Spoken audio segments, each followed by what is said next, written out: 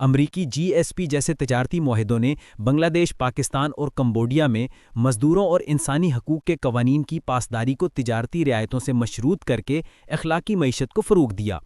بین الاقوامی تعاون اور نگرانی عالمی سطح پر ہم آہنگی اور تعاون اس بات کو یقینی بناتا ہے کہ MNCs کمزور ملکی قوانین سے فائدہ نہ اٹھا سکیں، اور OECD گائیڈ لائنز اور UN گلوبل کمپیکٹ جیسے اقدامات ذمہ دار کاروباری طرز عمل کے لیے فریم ورک فراہم کرتے ہیں۔ جبکہ آسٹریلین ماڈرن سلیوری ایکٹ 2018 جیسے قوانین نے جنوبی اور جنوبی شمال مشرقی ایشیائی ممالک میں انسانی حقوق کی خلاف ورزیوں کے خلاف بین الاقوامی کارروائی کو ممکن بنایا،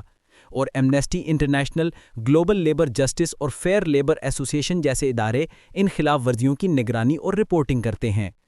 ٹیکنالوجی کے شعبے میں بھی شفافیت ناگزیر ہے۔ مثال کے طور پر فیڈرل ٹریڈ کمیشن کی 2025 کی تحقیق، جس کی قیادت اینڈرو این فرگسن نے کی، مذہبی اور سیاسی گروپوں کے خلاف شیڈو بیننگ کے نقصانات کو اجاگر کیا، جس کے نتیجے میں فلوریڈا سینٹ بل 7072 جیسے الگورتھمی غیر جانبداری قوانین متعارف کرائے گئے۔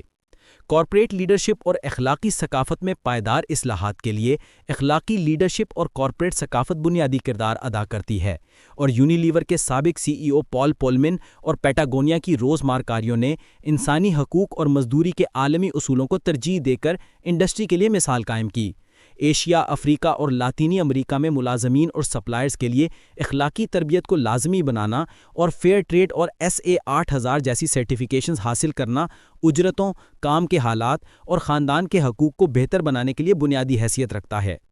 قومی حکومتوں کو بااختیار بنانا بھی ضروری ہے، کیونکہ ملکی حکومتوں کی خود مختاری اور مؤثر کردار MNCs کے اثر کو محدود کر سکتے ہیں، اور بھارت کی 2024 کی مزدوری اصلاحات نے MNCs کو مقامی اجرتوں اور حفاظتی معیارات پر عمل درآمد کا پابند بنایا، جبکہ اقوام متحدہ کے 2025 کے مباحثوں میں زور دیا گیا کہ مضبوط اور خود مختار حکومتیں کارپوریٹ غلبے کو کم کر کے پالیسیوں میں عوامی شمولیت، منصفانہ حکمرانی اور عدالتی انصاف کو فروغ دے سکتی ہیں۔